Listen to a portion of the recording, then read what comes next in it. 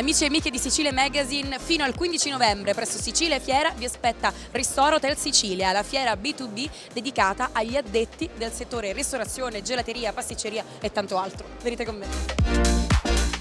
È una fiera molto importante, siamo arrivati alla 19ª edizione, molti brand nuovi che stanno scommettendo sulla nostra fiera. Si sta incominciando a lavorare su un discorso di far diventare questa fiera a livello internazionale, quindi l'anno prossimo, come quest'anno, raddoppieremo sicuramente la superficie, raddoppieremo gli espositori, ma soprattutto cercheremo di dare un taglio più internazionale all'evento.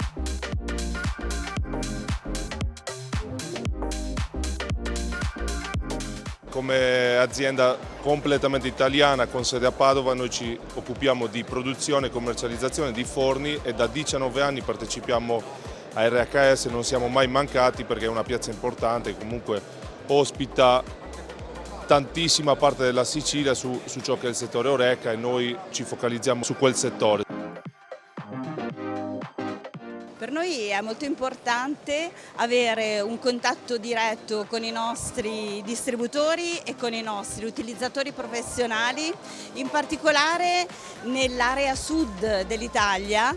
Siamo qui con uno stand dal taglio professionale proprio perché ci teniamo a far vedere l'uso dei prodotti, come questi possono essere dei veri alleati all'interno delle cucine dei nostri clienti.